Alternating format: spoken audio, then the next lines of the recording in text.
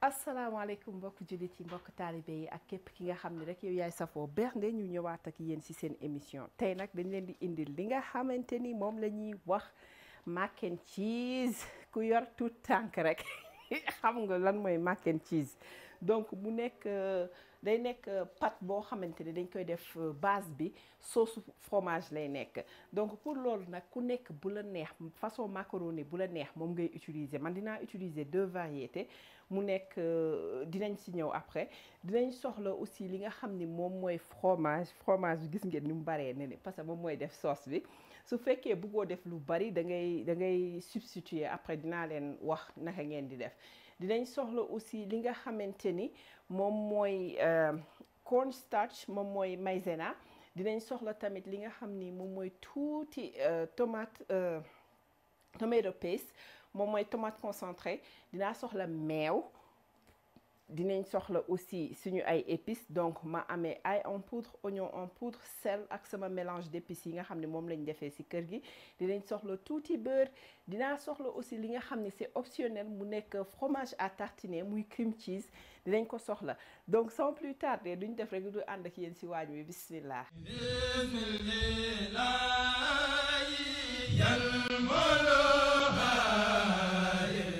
voilà comme ni ma ko doon waxee rek sànq li ñuy def mooy dañuy jël ku nekk yow yaay xool macaroni ban façon nga soxla pour ñu defaree ko d'habitude elbow mooy bu courbe bi noonu moom la ñuy jël di ko defaree mooy bi nekk genre C noonu bi mel ni C moom lañ koy defaree mais man damay mélanger ñaar yëpp moom ak yi nga xamante ni day am forme like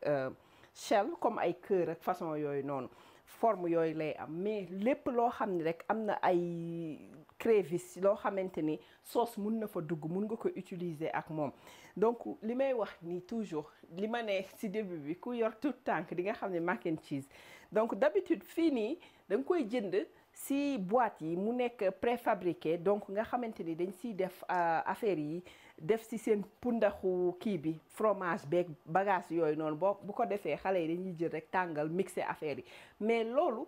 bu ngeen ko xoolee produit chimique kese la fees del donc doo am contrôle lan la nit ki di lekk alors que su fekkee da nga ko defaral sa bopp yow mun nga ci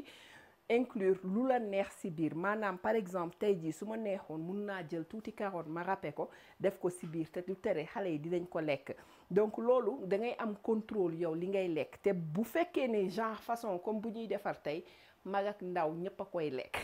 ñëpp a koy lekk mais bu nekkee yi nga xam ne préfabriqué yi la yooyu boo ko ñemee sax da ngay sentir goût like mu mel noonu nga xam ne lii nekkul lu yëf yu naturel moo nekk ci biir donc moom la ñuy def tey def ko nag ci kaw gaz bi su la neexee mun nga ko def ci biir four bi mu defaral la lépp mais ñun ci gaz bi lañ koy defee tey bu ko defee ñu ñëw wan leen teg nañu suñu ndox dañuy njëkk a commencer baxal kii bi pasta yi pâte yi léegi bu ko defee suñu paree nag après dooru jublu ci sauce bi parce que bu ñu defee sauce bi rek automatiquement dañuy daal di ñëw mélanger ci ak pasta yi bu ngeen xoolee boolew ma ci ndawal defuma dara dama leen di jox sauce kii bi noonu pâte bi noonu base bi après nag ku nekk nu la neexee lu la neex nga ciy boole des fois man damay defar sama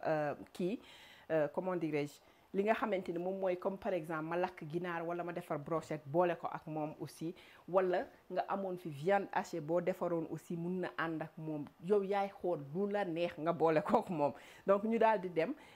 def xool ci gaz bi incha allah ndox bi war na bax ñu daal di commencer. voilà gis ngeen comme niñ leen ko waxee ndox bi dafa bari damay defar lu xaw a takku tuuti ko defee gars yi dinañ ko mën a yóbbaale école donc ñu daal di ñëw def sel ci ndox bi bismillah assez libéralement quand même voilà donc ma daal di ñëw jël sama ay pâte donc gis ngeen bii nii lañ ko tàmm di defee bu courbe bi bismillah voilà gis nga bii ni mu mel gis ngeen voilà noonu laa jël.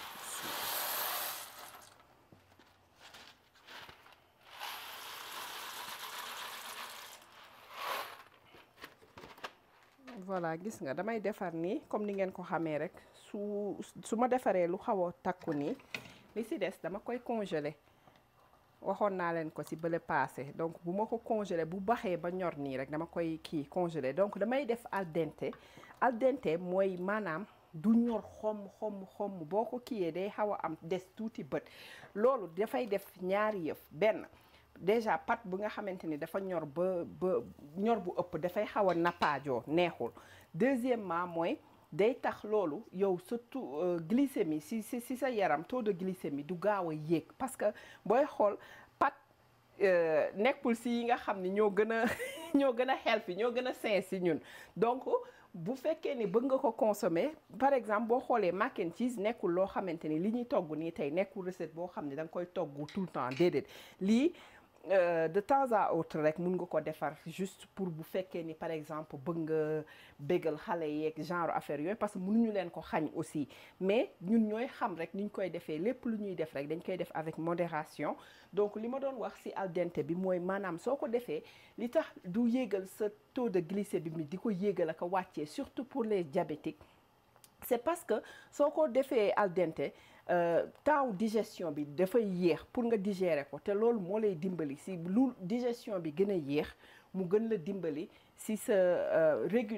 régulariser sa taux de glycémie donc loolu ñu bàyyi si xel ñuy bañ a togg pat yi ba mu ñor xom noonu donc loolu moo nekkoon tey ji benn si yi nga xamante ni bu yóbbal yiñ leen bëggoon jox rek incha allah donc dañ koy bàyyi nii bu si nekk da ngay xool selon boîte bi si ginnaaw toujours dinañ la wax ñaata minutes nga koy cuisson bi comme par exemple fii nii man dafa wax 9 à ba 11 minutes donc mooy temps de cuisson bi kii boo pat boo jël aussi même chose la donc yow su fekkee ni même da nga demoon peser ji supposons xamoo yow boo laalee nii di nga xam ndax pat bi ñor na ou pas donc boo laalee warut nappaaje dafa war a xaw a des tuuti te mu nooy mais mu xaw a mel ni lu dëgër tuuti wala nga xamp ko tamit loolu tamit yeneen astuce la ci biir donc ñu bàyyi ko nii après ñëwaat ak yéen incha allah donc bu ñu paree ndox bii nii ndox de cuisson bi dama siy wàññi tuuti tee ko parce que dama soxla starch bi mooy kii bi amidon bi ci nekk dama ko soxla tuuti pour su may togg pat bi loolu daf may permettre à ce que du ma utiliser maïzena bu bari du ma utiliser aussi fromage like lu xaw a bari noonu tamit loolu dina ma dimbali pour dangaayu soos. voilà gis ngeen donc suñu pasta bi pare na léegi li ñu def nii mooy beurre lañ fi sànni. donc ku bëgg nga def beurre wala nga bañ a def beurre nga def tuuti diw yooyu yaay xool lu la neex. voilà donc bu ko defee bu beurre bi xawee seey tuuti rek gis nga dama bëgg rek mu indi goût noix bi noonu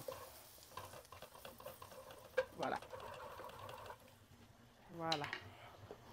donc ñu daal di ñëw jël tuuti tomate liñ ciy def bariwul dañu soxla juste pour mu colorer togg bi donc gis nga benn kuddu bu ndaw lañ ciy def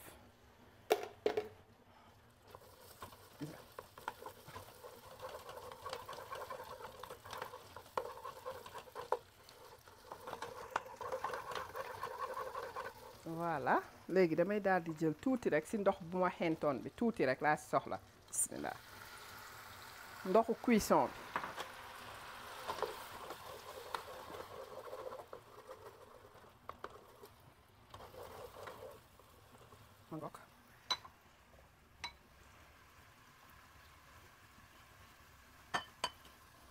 voilà ma jël tuuti bismillah jarul muy bari donc ku nekk nag nga jël meew boo am lait boo am rek mun nga ko utiliser ci togg bi ñu daal di koy sotti bismillah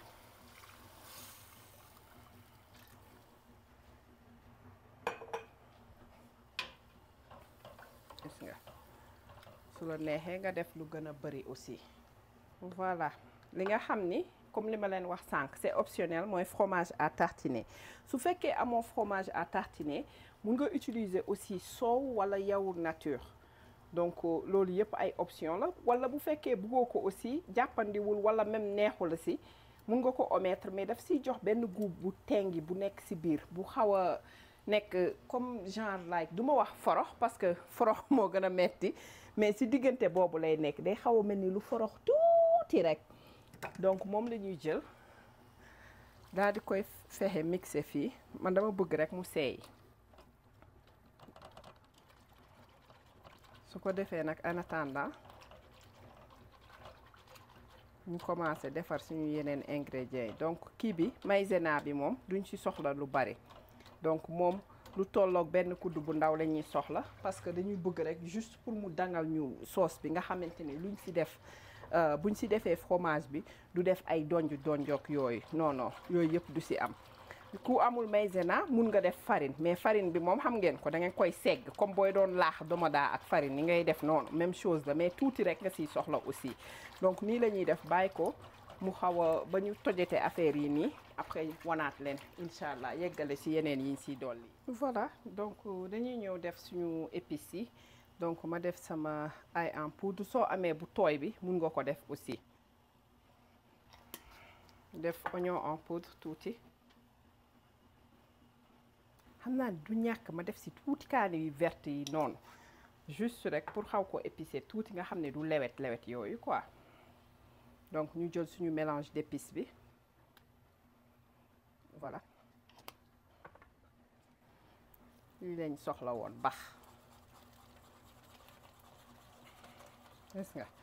léegi nag ñu ñëw suñu fromage yi donc man ay variété de fromage laa utiliser donc mu nekk ñaari façon yu cheddar yi mooy yu orange yi ñaari façon laa ci jël bi nga xamante ni bu moyen bi la ak bi nga xamante ni amul benn cafka quoi mooy bu mild bi donc moom laay jël daal di koy def ci suñu kii bi sauce bi bismillah desewaat na ma de dama koy def graduellement comme ça du tas sama loxo du def ay donj du moins voilà gis nga soo defee tuuti rek donc quantité bi nag mi ngi dépendre si yéen naka ngeen buggee mu am fromage donc lii nii soo ko rappeler sa bopp man dama rappel sam bopp donc dafay sakkan ba nga xamante ni lii doo xam sax bu fekkee yi ñu kii nga jënd ba pare pre-shredded yi mooy yi nga xam ne dañ ko râpé ba pare yooyu dafay xaw a metti pour seeyal ko parce que li si nekk mooy ñoom dañ leen couvrir de maïzena si boppam quoi donc du coup pour mu seey dafay xaw a metti loolu alors que su fekkee bu cënk bi bu lumm bi nga jënd nga rappel ko sa bopp déjà moo gën a économique mais yow di nga ko mun a melt di nga ko mun a seeyal fii sans problème donc ma jëlaat fii Colby Jack mooy bi nga xam ni dañu mélanger affaire yi tamit donc gis nga am naa like 3 xaw ma 4 variétés fromage soo amee benn kese mun nga ko def jarul ngay sonn ci lii bépp fromage boo am même bu fekkee bu weex kese nga am boobu version tam am na gis nga am naa aussi gouda bu ñu xaw a fumé bi moom laa utiliser nii mooy ñëw nekk bu weex bi xaaral ma ñëw wan leen tey jii su ma doon def par exemple fromage bii yëpp du aajowoo sax ma def maïzena parce que dina dang déjà ba pare mais comme bëgguma def yëpp moo tax may dem def maïzena tuuti laa ci soxla toq gis ngeen lii laa soxla ci maïzena mooy cornstarch so kudd bu ndaw kese laa ci soxla def ci tuuti ndoxu robinet moom kenn du ko def ak lu tàng boo koy def du ko activer voilà gis nga toog ko ndox laa ci def léegi dama koy def ci biir bismillah voilà rek yëngal donc bu baxee rek mu daal di dang donc nii la ñuy def ba ci kanam tuuti boo xoolee ba léegi dafa guma sel parce que damay xaar ba ci kanam ba nga xam ne affaire yi mi ngi commencé dang ma door a xool mook poivre noir aussi defaguma ko dinaa ko def parce que bugguma affaire yi weex xorom ak yooyu ndax fromage yi dañuy am xorom donc ñu def loolu très attention. Voilà gis ngeen poivre noir muy black pepper.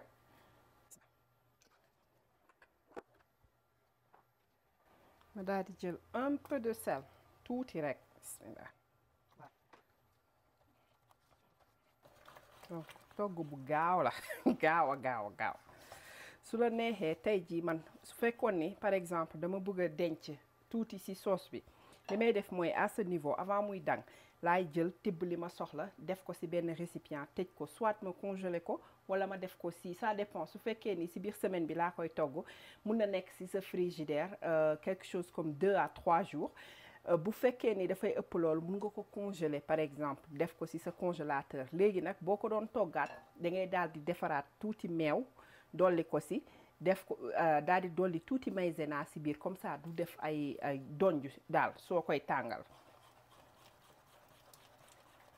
gis nga sauce bi pare na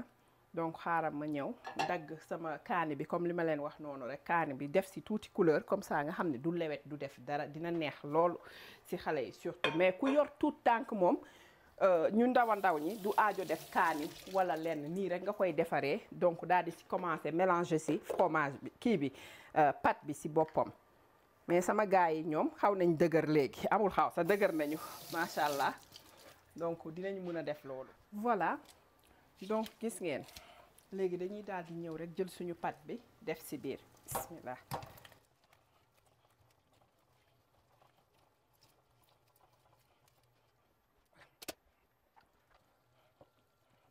voilà gis nga da ngay am impression lii dafa bëri ndox wala affaire yooyu mais jàppal ni suy sedd day gën a dang encore donc bu ko dangal ba mu dang sinon bu seddee di nga ci obligé defaat ndox pour mu hydraté wu waat encore quoi mu amaat tuuti ndox donc instant bi laay jël gis nga suñu kaani verte yi ak tuuti poivron bismillah gis nga daal di ko ciy def ci biir nga xam ni day gën a am goût dinañ leen wan aussi par exemple su fekkee ni tey jii da nga ko defaroon nga daal di am gan bëgg neneen noo yégalee enchères yi ba nga xam ni dina neex loolu ci képp ku ci tombe loolu dinañ leen ko wan léegi sax encore incha allah. mi ngi nii pare na donc dañuy ñëw fay gaz bi su ko defee ma ñëw wan leen bu fekkoon ni tey jii dama am gan mu bett ma nan laay def fekk ma toggoon lii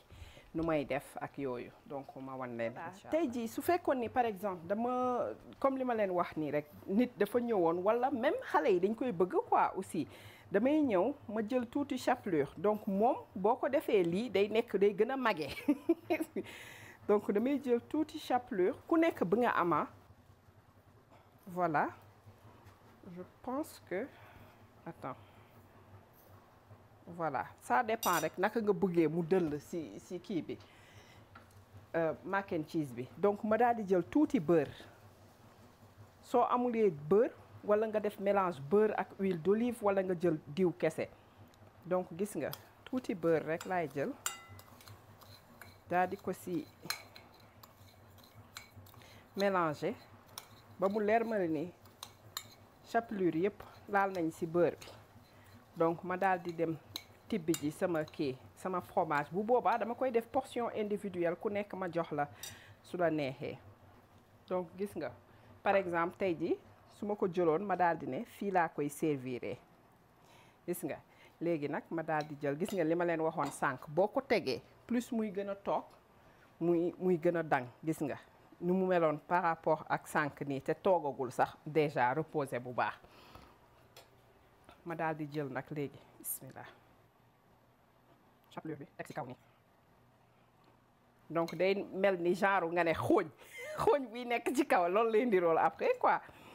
day nekk benn croûte bu nekk ci kaw nii neex ba bëgg a dee su la neexee nga def tuuti wala nga def lu xaw a takku tuuti donc voilà fexe rek mu couvrir lépp su la neexee wala bu la neexee nga def ci digg bi nii tuuti rek juste pour ñi nga xam ne dañuy xool li ñuy lekk ak yooyu dañuy def attention ci li ñuy lekk donc ñooñu tuuti rek nga leen di defaral ci kaw voilà donc su ma defee nii man léegi dama koy dem def ci sama four quelque chose comme 5 à 10 minutes juste li ma soxla rek mooy ci kaw fii doore kese laa soxla bu dooree rek ma génnee ko donc ñu def loolu après ñëwaat ak yéen incha allah. waa kon nag mbokk jullit yi mbokki taalibe yi ak képp ki nga xam ne rek yow yaay safoo bernde seen émission mi ngi woon nii ñu indiloon leen teg li ñuy wax mac and cheese version grown up mooy bu am kii bi chapelure bi grown up mooy mag ak yu xale yi nga xamante ni mooy beneen bi nga xam ne amul dara ci kaw noonu donc mu nekk lu neex lool macha allah surtout bi nga xamante ni bii nii parce que li nekk ci kaw nii mburu bi dafay daal di chapelure bi mooy mburu bu wow bi day daal di mel ni kii niñ koy waxeeti garlic butter lay xaw a ndirool su la neexoon tey jii mënoon nga ci defaale laaj ak yooyu mel ni comme si da nga defar pain bu am aay beeg beurre bi ñuy def ci kaw noonu donc mu ngi nii di leen wax ni tey nag émission bi ñu ngi koy jox képp rek koo xam ne mooy safoo chez Bilo plus particulièrement les grandes dames mais su ma jógee foofu nag damay daal di jàll sama waa kër ñoom ñoo ko bëgg loolu macha allah di leen ko may daal di jàll nag ci famille Marena waaw donc Marena Kunda ma leen koy jox di ko jox sama yaay Sarta ak aussi Seydani Marena ak sama rakk mu nekk soxna Maam Bousso Ngom donc tey jii ñoom laa jox recette bi di leen wax ni essayé leen ko neex na bu leen fàtte partager vidéo yi di ko liker mais aussi su amee kuy seetaan te abonné wul bu mu fàtte abonné te appuyer cloche bi comme ça à chaque fois ñu dugal dara mu mun ko notifier di leen jox dig daje ba beneen ak beneen xeetu recette di leen wax asalaamaaleykum wa rahmatullah